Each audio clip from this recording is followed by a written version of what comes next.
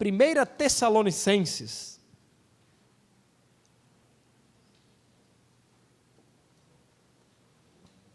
É provável que hoje a gente conclua um pouco antes o culto, né? Eu sabia que hoje a Giovana não estaria, então eu me preparei para cantar os hinos, né, no playback. E aí ontem já tivemos o tempo com os jovens, hoje a IBD cantando e depois pregando. Eu falei, olha, eu não posso pregar 1 hora como de costume, né? Então parei um pouco antes no texto aqui para não... A única chance de não avançar é não ter, é parar literalmente, né? Então, dei uma pausa aqui, olharemos para alguns versículos, tá? Mas é provável, não estou dizendo que acontecerá, mas é provável que concluamos antes do que o horário normal, tá? Temos estudado 1 Tessalonicenses, já por algumas oportunidades, e nós estamos no capítulo de número 2. Abra aí a sua Bíblia, ou acompanhe na tela a projeção. Paulo passa por essa cidade por algum tempo, provavelmente 3 ou 4, 5 meses, não mais do que 6 meses. E esse homem deixa ali uma igreja plantada. Esse homem prega o evangelho da esperança, o evangelho que transforma, o evangelho que causa, né, vamos usar uma palavra bem nordestina, causa um rebuliço na vida do cidadão. Ninguém que, encontrando-se com o evangelho, continua sendo a mesma pessoa. E essa igreja estabeleceu-se ali. Essa é uma igreja que reúne para adorar o Senhor, para cantar louvores ao Senhor.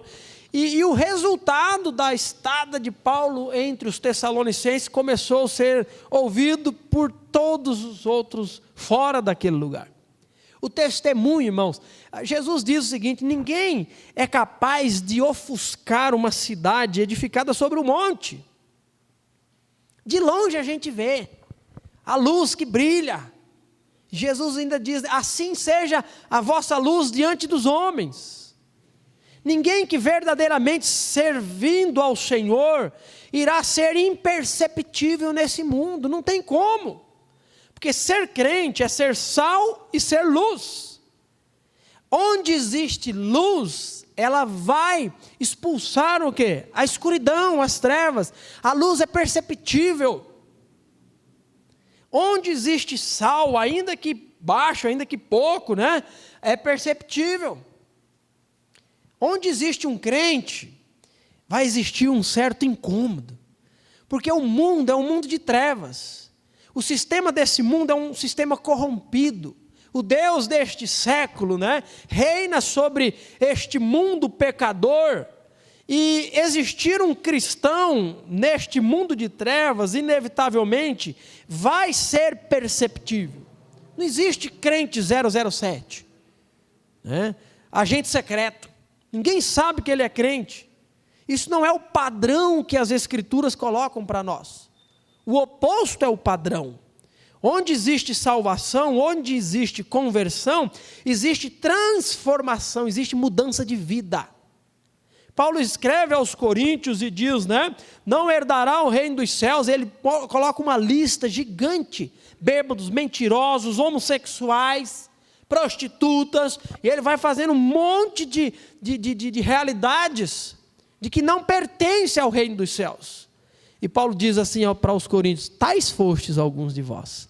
Alguns dos irmãos que estão entre a igreja de Corinto preenchi essa lista, mas vos regenerastes, mas vos lavastes, e agora não é mais. E Tessalonicenses, esses irmãos, é exatamente esse exemplo. Irmãos cujo testemunho de mudança de vida é percebido, e é ouvido falar, e se sabe sobre, nas igrejas da Macedônia, na Judéia, em toda parte do mundo conhecido. Paulo diz: nós ouvimos o testemunho de vocês, o amor por Deus, o amor pelo povo santo. Esse é o cristianismo. Então não é que o cristianismo ele mudou, o que mudou são as pessoas. O cristianismo continua sendo o poder de Deus para a salvação de todo aquele que crê, seja judeu, seja gentil. O que mudou é a percepção das pessoas, é a interpretação das pessoas. O que mudou é o jeitinho das pessoas. E aí hoje tem sido levantada uma ideia de que você pode ser cristão, você pode ser crente e viver no caminho do mundo. Você pode sentar na mesa do Senhor e você pode sentar na mesa de um bar. Porque não é problema tomar né? Você pode estar louvando ao Senhor, mas você pode estar numa balada. Tem sido apresentado como estilo de vida completamente possíveis e harmônicos. Olha, o cristianismo não nos coloca nessa direção. O cristianismo nos coloca na direção de, estando em Cristo, muito mais de vivermos na direção oposta desse mundo. Rogo-vos, pois, irmãos, pelas misericórdias de Deus, que apresentei os vossos corpos por sacrifício vivo, santo e agradável a Deus, que é o vosso culto racional. Paulo diz em Romanos 12:1, e o versículo 2, ele diz: e não vos conformeis com este mundo, não tome a forma deste mundo, não viva o estilo deste mundo, ele diz. E aí, o que é que se faz? Mas transformai-vos, seja transformado pela renovação da vossa mente. E então experimentareis qual seja a boa, perfeita e agradável vontade de Deus. Cristianismo é viver contra a cultura do mundo. Não é viver dentro de uma bolha, não é viver e ser quadrado, não é isso. Mas não dá para caminhar para o céu e caminhar em todos os âmbitos no caminho largo. Não dá para trilhar o caminho estreito e o caminho largo. Nem tudo o que é do mundo, digamos assim, é ruim e é pecado. Não é isso que a Bíblia fala. Mas muita coisa é. E a vida do cristão precisa ser marcada exatamente por não estar envolvido naquilo que é contrário ao próprio Deus, ao próprio conceito de santidade, ao próprio estilo de vida do mundo. E quando nós olhamos para esses irmãos, nós vemos exatamente isso. Uma luta para viver ao desejo e à vontade de Deus. Só que o que acontece? Inevitavelmente, irmãos, quando isso se faz uma proposta de vida, automaticamente a oposição surge. E é real e inevitável. É inevitável. Vamos ler o texto. Eu vou fazer a leitura do início do capítulo 2, mesmo já tendo pregado esse texto, porque domingo passado não foi um texto pregado, né? Eu preguei uma mensagem relacionada ao dia da Bíblia. Então, para a gente reatar tudo que nós já falamos, vou ler o capítulo 2. Diz assim, versículo 1. Vocês mesmos sabem, irmãos, que a visita que lhes fizemos não foi inútil. Sabem como fomos maltratados e quanto sofremos em Filipos antes de chegarmos aí.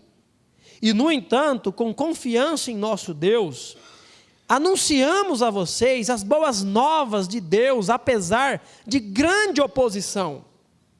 Portanto, como veem, não pregamos com a intenção de enganá-los, nem com motivos impuros, nem com artimanhas. Em vez disso, falamos como mensageiros aprovados por Deus, aos quais foram confiadas as boas novas. Nosso propósito não é agradar as pessoas, mas a Deus, que examina as intenções de nosso coração. Como bem sabem, nunca tentamos conquistá-los com bajulação. E Deus é nossa testemunha de que não agimos motivados pela ganância. Quanto ao reconhecimento humano, nunca o buscamos de vocês e de nenhum outro, ainda que, como apóstolos de Cristo, tivéssemos o direito de fazer certas exigências, agimos como crianças entre vocês. Ou melhor, fomos como a mãe que alimenta os filhos e deles cuida. Nós os amamos tanto que compartilhamos com vocês não apenas as boas novas de Deus, mas também a nossa própria vida.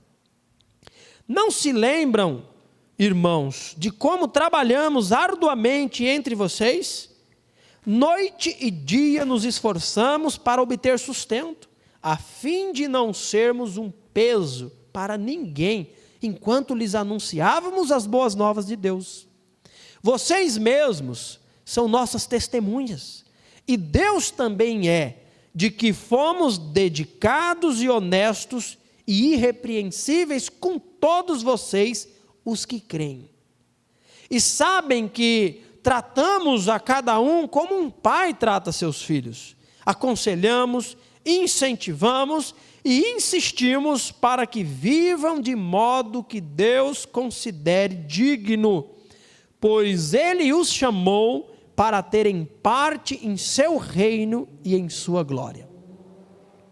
Portanto, nunca deixamos de agradecer a Deus, pois quando vocês receberam de nós a mensagem dele, não consideraram nossas palavras meras ideias humanas, mas as aceitaram como palavra de Deus, o que sem dúvida são. E essa mensagem continua a atuar em vocês, os que creem. E então, irmãos, vocês foram perseguidos, e por seus próprios compatriotas, tornando-se assim imitadores das igrejas de Deus em Cristo Jesus, na Judeia, que também sofreram nas mãos do próprio povo, os judeus. Eles mataram o Senhor Jesus e os profetas, e agora também nos perseguem. Não agradam a Deus e trabalham contra toda a humanidade, procurando impedir-nos de anunciar a salvação aos gentios. Com isso, continuam a acumular pecados, mas a ira de Deus finalmente os alcançou. Irmãos, depois de um breve tempo separados de vocês, embora nosso coração nunca os tenha deixado, esforçamo-nos por voltar vê-los pela grande saudade que sentimos. Queríamos muito visitá-los, e eu, Paulo, tentei não apenas uma vez, mas duas. Satanás, porém, nos impediu. Afinal, o que nos dá esperança e alegria? E qual será a nossa magnífica recompensa e coroa diante do Senhor Jesus quando Ele voltar? Serão vocês. Sim, vocês são o nosso orgulho e nossa alegria. Vamos orar nesse momento, mais uma vez, pedindo que o Senhor nos abençoe. Pai, nós te agradecemos, nós te louvamos e bendizemos ao Senhor, por tudo que o Senhor tem feito entre nós. Nós agradecemos pela oportunidade e o privilégio de estarmos aqui para cultuar a Ti neste momento, pelas verdades já cantadas. Agradeço ao Senhor pelo Teu cuidado, pelo prover da condição de termos mais aprendizado. E mais uma vez, tendo lido a Tua palavra, os nossos ouvidos precisam ouvir e compreender o que o Senhor deseja. Abençoe as crianças que estão ali ouvindo a mensagem também. E abençoe a cada um que também na internet tem acompanhado. Seja com aqueles irmãos que não conseguiram chegar hoje, aos que estão de viagem, que o Senhor os proteja, abençoando, dando também um tempo em Tua presença. Abençoe também aqueles irmãos que não estão bem de saúde, que o Senhor possa visitá-los, que o Senhor possa recuperá-los e que em breve entre nós possam também glorificar ao Senhor. Nós agradecidos, oramos no nome de Jesus. Amém.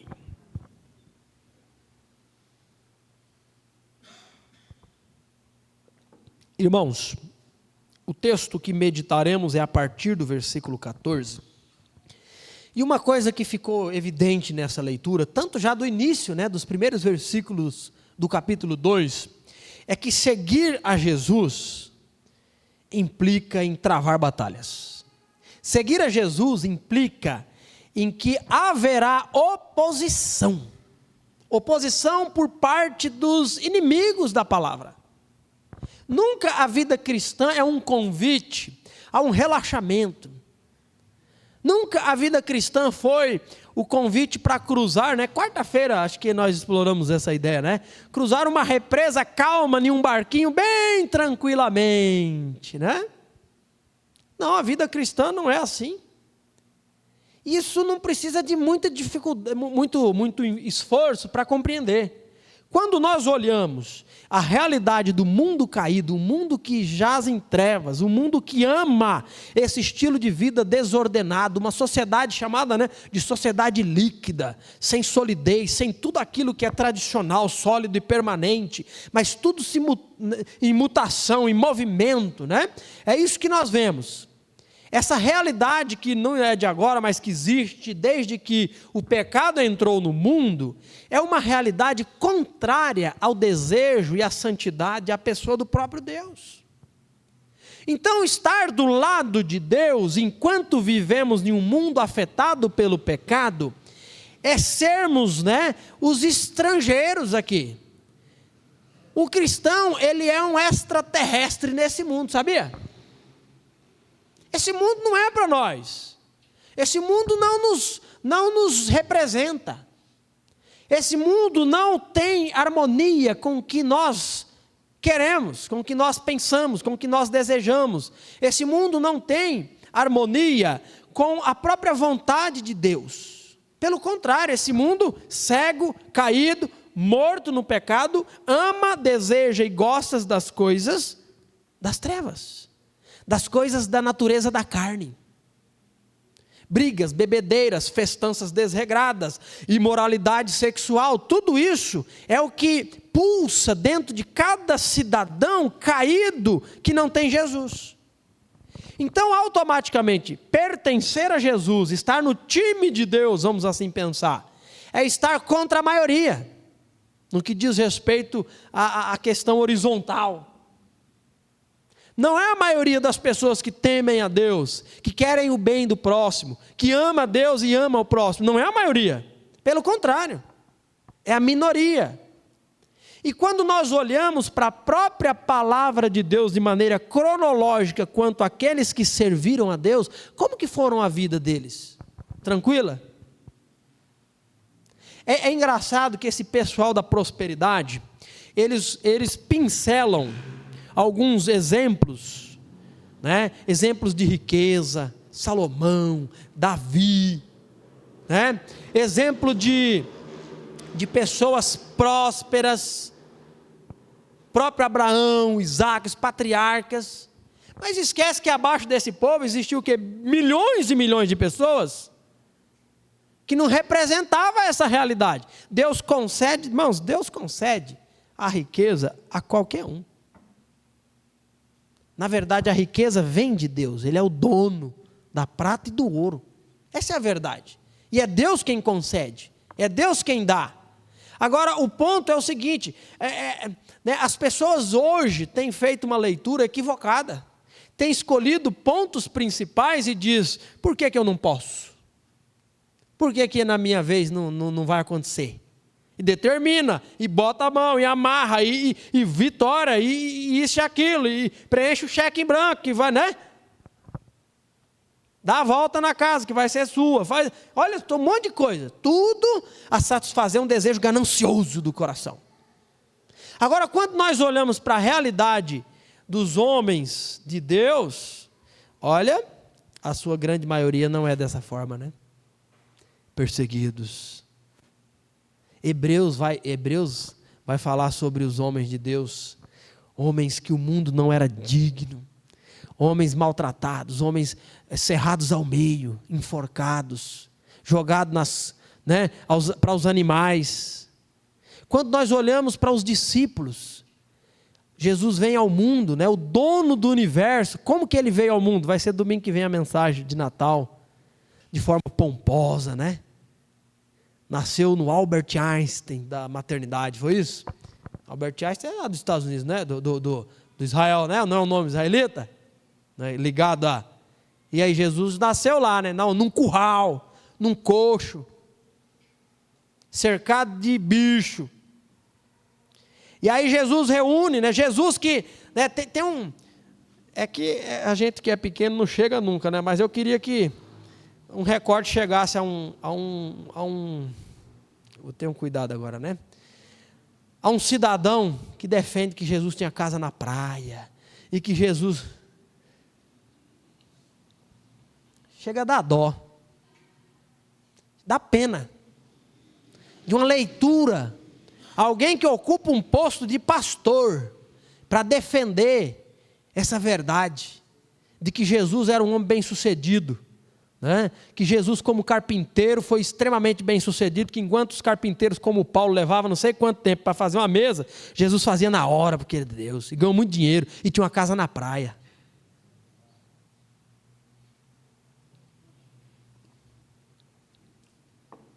Quando a gente olha para Jesus, ele diz, o Filho do Homem não tem onde reclinar a cabeça.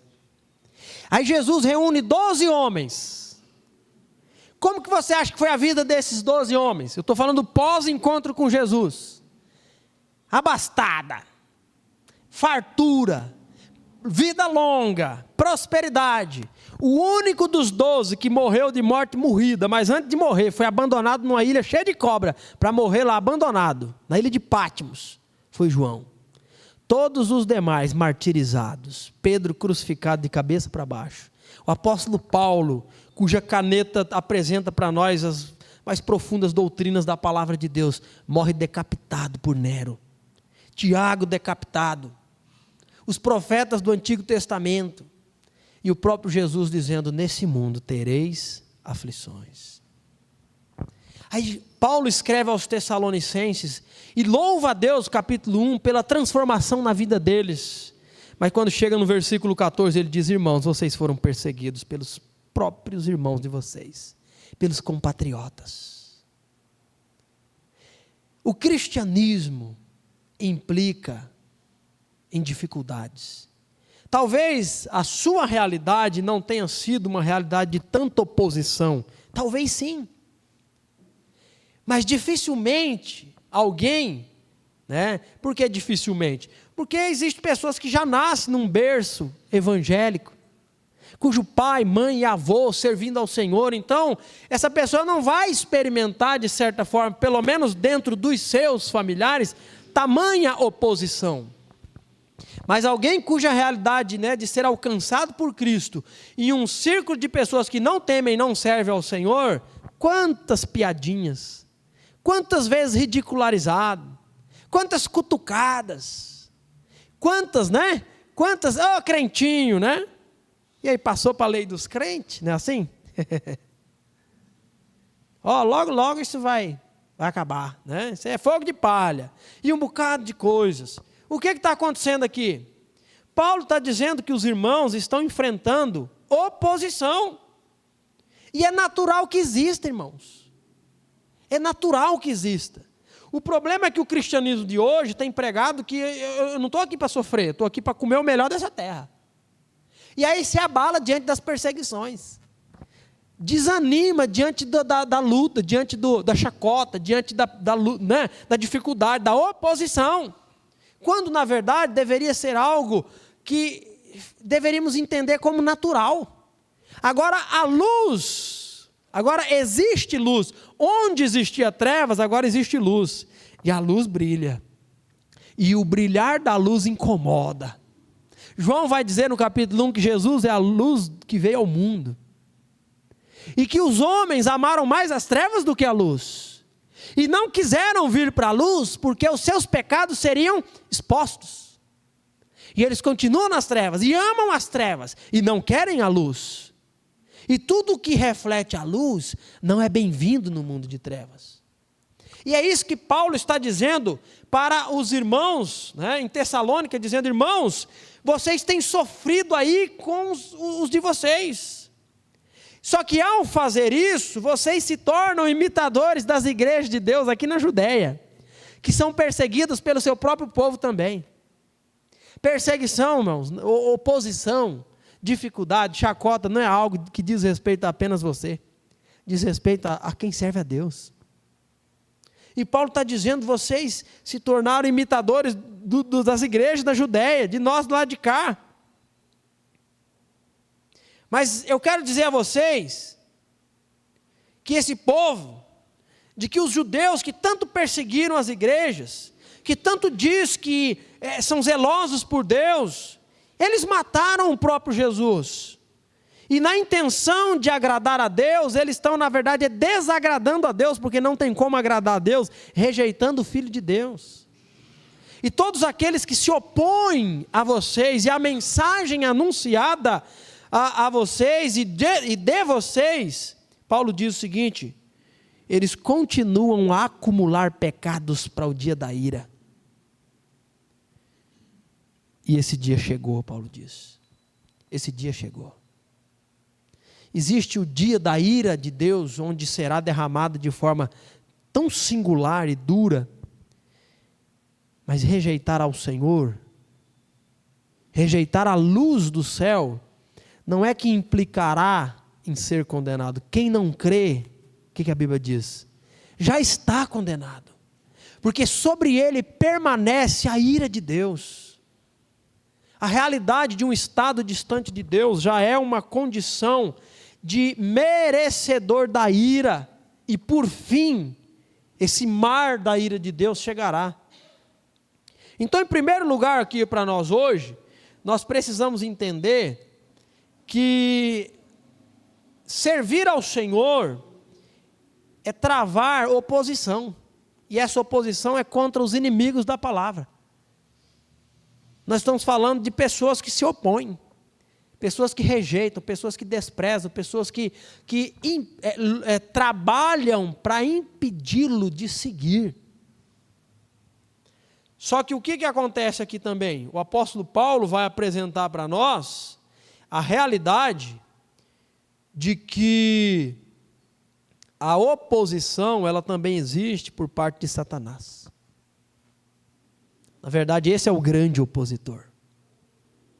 Ele diz no versículo de número 18, ele diz: queríamos muito visitá-los. E eu, Paulo, tentei, não apenas uma vez, mas duas. Satanás, porém, nos impediu. Existe um grupo que diz que Satanás está preso, está amarrado. E tem outro grupo que vive amarrando Satanás todo dia, né? Amarra o cão, amarra o inimigo. A Bíblia não fala isso. A Bíblia fala de que Satanás será preso por um período de 1000 anos. Mas ele não está preso.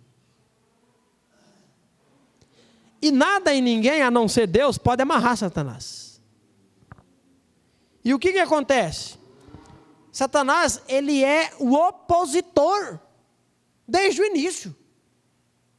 É o opositor de Deus, o opositor dos cristãos, dos servos de Deus. Ele é o acusador.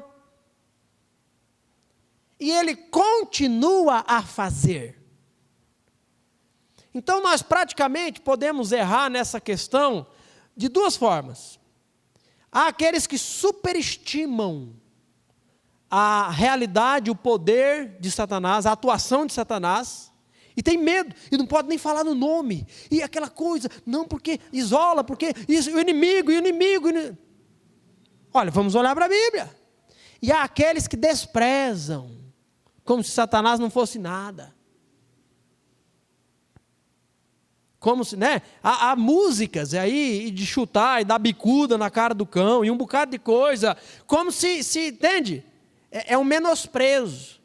Vamos olhar para a Bíblia. O que é que a Bíblia diz? O que é que nós estamos lendo aqui? Que Paulo, o grande apóstolo Paulo, desejoso por visitar os irmãos, por 2 vezes tenta fazer, e Satanás, literalmente o sentido da palavra aqui, Satanás quebrou a rua. Esse é o sentido do texto. Nos impediu, causou impedimento, quebrou. Um obstáculo existe a ponto de impedir de ir. E é isso que acontece. Satanás, quando a gente pensa sobre criaturas de Deus, da classe angelical, Satanás é um anjo extremamente poderoso.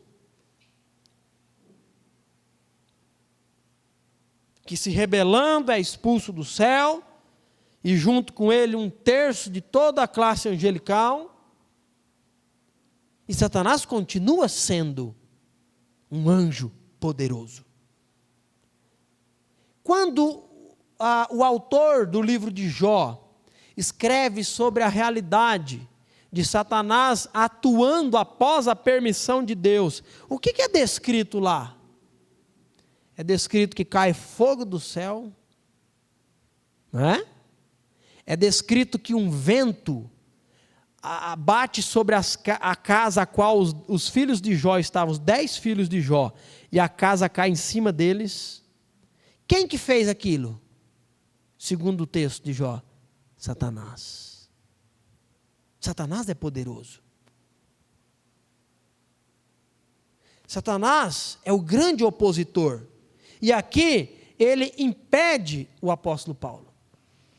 As orações de Daniel interrompidas. Lembra disso?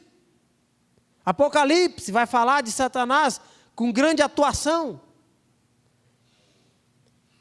E como um agente do mal atuando, causa o quê? Oposição.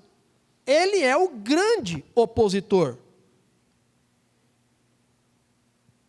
E o que nós podemos destacar aqui? Que a oposição pelos inimigos da palavra, sendo aqueles que não temem a Deus, ou sendo Satanás, irmãos, ela tenta basicamente duas coisas: nos levar ao desânimo e nos tentar. O que está em jogo aqui? O desejo de Paulo visitar os irmãos. E em visitar os irmãos, sempre edificá-los, compartilhar com eles da fé, ser edificado, animá-los, no caminho do Senhor.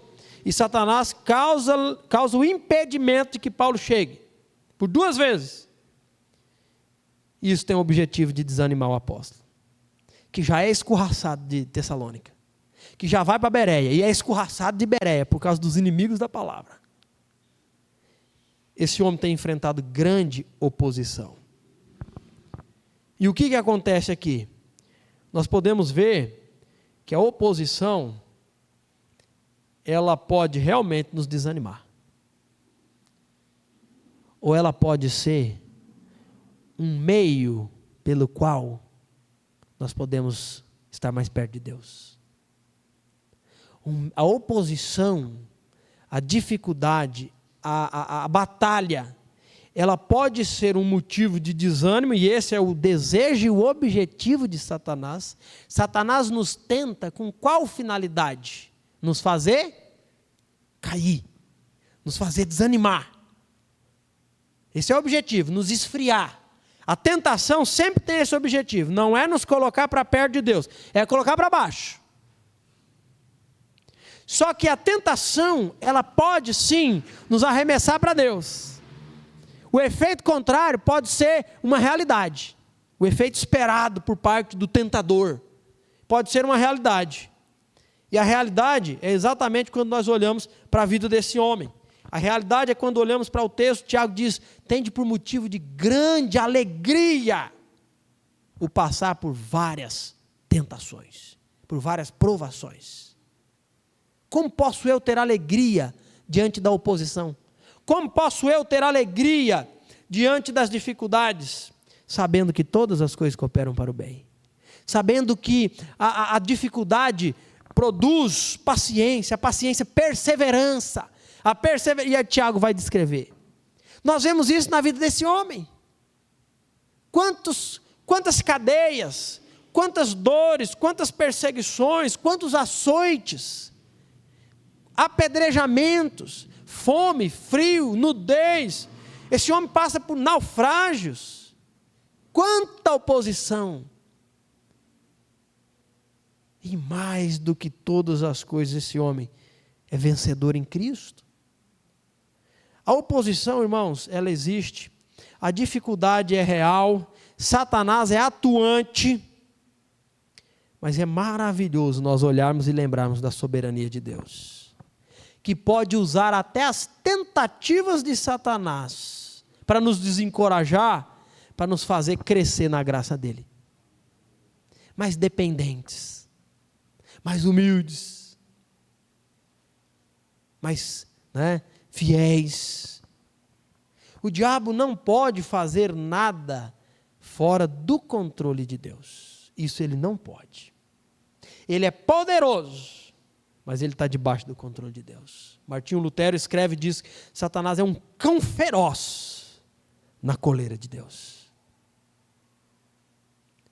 Quando nós olhamos para Tiago 4,7, Gabriel, rapidamente, nós podemos ver o seguinte, olha o que o apóstolo escreve. Portanto, submetam-se a Deus. E quanto ao diabo? Resista ao diabo, e ele fugirá de vós. Às vezes parece que existe submissão ao diabo. Mas a submissão não é direcionada ao diabo, é direcionada a Deus. E ao diabo, resistência. Resista ao diabo, e ele fugirá de vós. Capítulo 4 de Mateus, capítulo 4 de Lucas, nós temos o exemplo da tentação de Jesus no deserto, após o período de vigiar, de orar, de jejuar. Ele é tentado pelo diabo, e Satanás, oferecendo-lhe coisas atrativas, transforma pedra em pão. Olha o poder de Satanás. E Jesus, em todas as investidas de Satanás, o rebate de que forma? Com a palavra de Deus. Não é desdenhando, não é dizendo, tu já está derrotado, cara, sai daqui, seu. Mas é rebatendo com a palavra de Deus. O que Paulo escreve, vai lá, Gabriel, agora, capítulo 6 de Efésios, falando sobre a luta, o dia mau, o opositor. Diz o seguinte, versículo 10, vamos ver se é esse ou é o 11 já. Uma palavra final, sejam fortes no Senhor e em seu grande poder. Vistam toda a armadura de Deus, para que possam permanecer firmes contra as estratégias do diabo. O diabo não só existe, é poderoso, ele é sagaz, astuto. E para permanecer firme contra as estratégias do diabo, eu preciso do quê?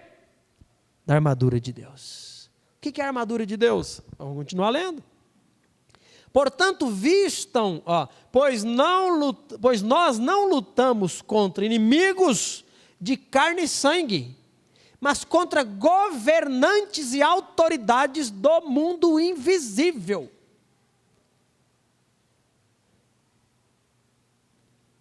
Deixe-me só fazer um ponto aqui. Às vezes, também é falta de compreensão, é falta de entender que a nossa luta não é contra carne, sangue, sistema terreno, o homem. É contra Satanás. E Satanás usa o homem, Satanás usa o sistema, é verdade. Então, eu não estou querendo ignorar isso. Mas às vezes parece que crentes assumiram que a missão de vida deles é política, é defender um viés político, seja um como o outro. Não estou querendo dizer um ou outro. Irmãos, a nossa luta não é contra governos terrenos, é contra governo espiritual, governo do mundo invisível, governo e autoridade da maldade. E usam homens, usam governo terreno, é verdade. Mas às vezes nós imprimimos tanto esforço, tudo na direção terrena, achando que a solução para os problemas é o nome do fulano de tal, e não do Beltrano. Isso é pobreza de entendimento. Não é essa a solução da coisa. Porque a economia, porque que não sei o quê. Irmãos, não é isso a luta. Não é essa a luta. Então, pessoalmente, eu tenho feito uma escolha de um bocado de ano para cá, de um bocado de muitos mais anos para lá, né? Eu não gasto tempo mais assistindo jornal. Eu não vejo jornal mais. Antigamente eu via um pouco. Antigamente eu gostava de assistir o jornal de domingo da Globo, Fantástico, gostava de assistir. Parece que há umas reportagens mais bem feitas. né, do que esses jornais de meio de semana. Esses sensacionalismos do crime aí eu já nem assistia, mas eu não assisto mais nada, nenhum jornal.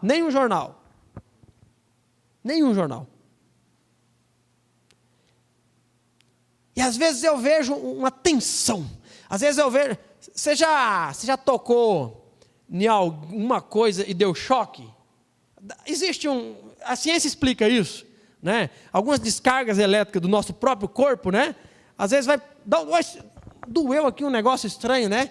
Às vezes você toca em algumas pessoas sobre esse assunto, é como se o cara estivesse dando choque, de tão energizado que ele está.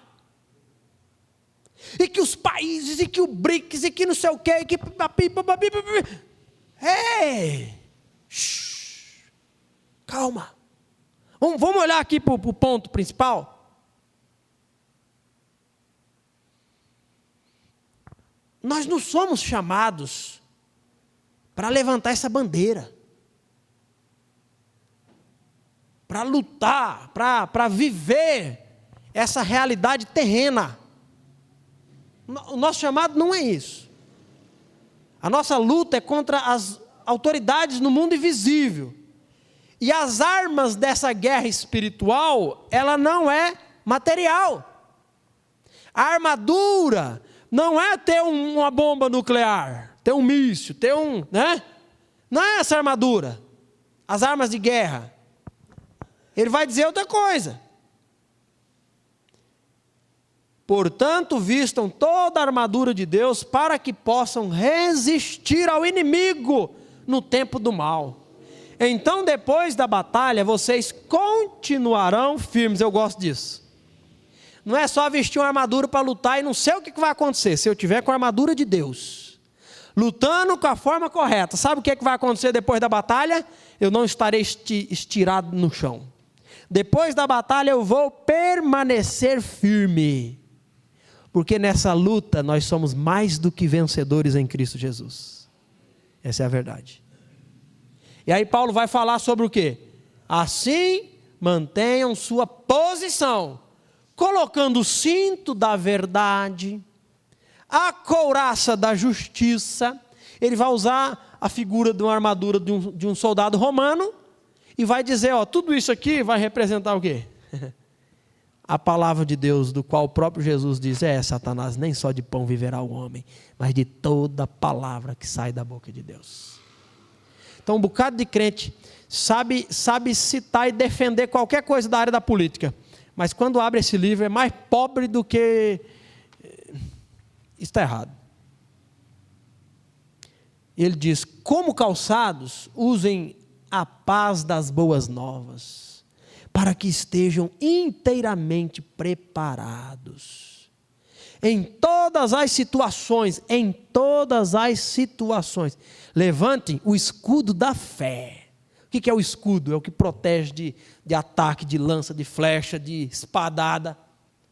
E o que é isso que nos protege contra as flechas de fogo do maligno? A nossa fé.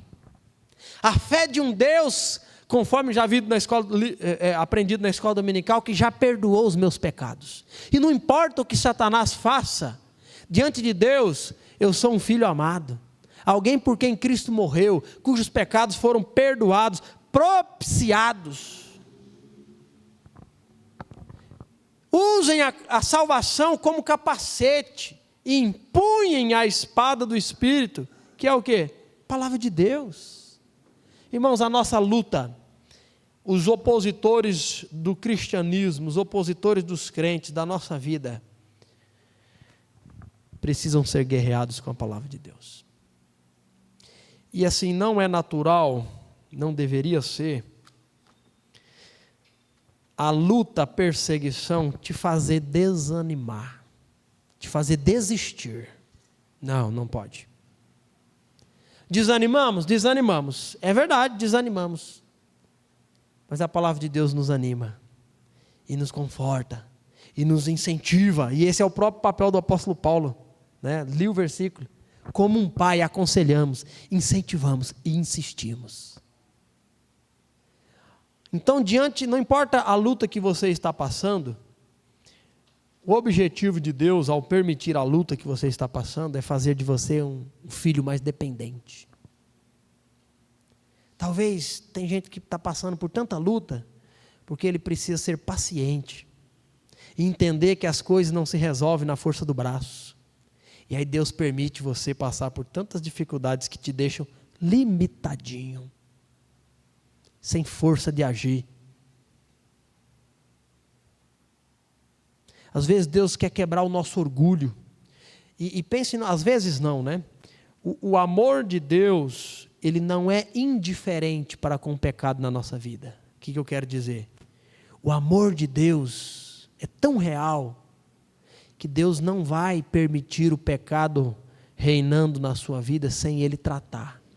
Ele trata exatamente porque Ele nos ama. Deus corrige o filho a quem Ele ama. Então, se por acaso o orgulho estiver reinando e a gente começar a achar que nós somos bons mesmo, que eu sou sabido, como diz o outro, né? Eu sou sabido mesmo, deixa que eu resolvo. Deus simplesmente permite uma situação que você fica encurraladinho, consegue nem olhar, a não ser só com o olho, né? Não consegue nem virar a cabeça, né? Mas Satanás também nos causa dificuldades. E o objetivo de Satanás é diferente. Não é nos fazer dependentes de Deus, é nos fazer desanimados.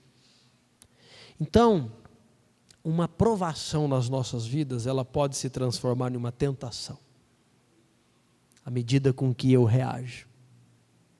Se as lutas sobre a minha vida me colocam mais perto de Deus, mais crente, mais fiel, mais sensível, mais perto da palavra, mais perto do convívio com os irmãos, essa provação produziu bom fruto. Agora, se essa provação eu reajo de forma diferente, eu paro de ler a Bíblia, eu não oro mais, eu começo a duvidar do amor de Deus, eu me distancio do convívio, da congregação e desse ambiente de amor, isso foi uma tentação e você está exatamente experimentando o objetivo de Satanás, que é te afastar. Paulo teve muita oposição, mas nenhuma oposição o desanimou de seguir o Senhor.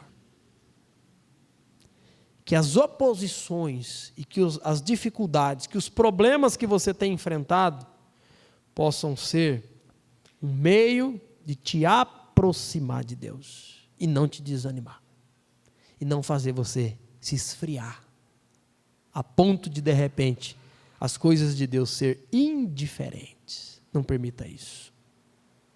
Satanás é poderoso, mas todo poderoso é só o Senhor. Vamos orar? Pai, nós te louvamos e nós te agradecemos, porque embora a realidade das trevas exista, e muitas vezes nos causa problemas e danos, nós servimos a um Deus que é todo poderoso e acima de toda e qualquer situação está no controle das nossas vidas. O Senhor é capaz de usar a própria investida de Satanás para fazer com que nós experimentemos ainda mais e de forma mais profunda a tua graça. Que o Senhor nos fortaleça, que diante das lutas e dificuldades enfrentadas por cada um aqui, possamos estar mais unidos e mais próximos do Senhor. Nós te louvamos, agradecidos e oramos no nome santo de Jesus.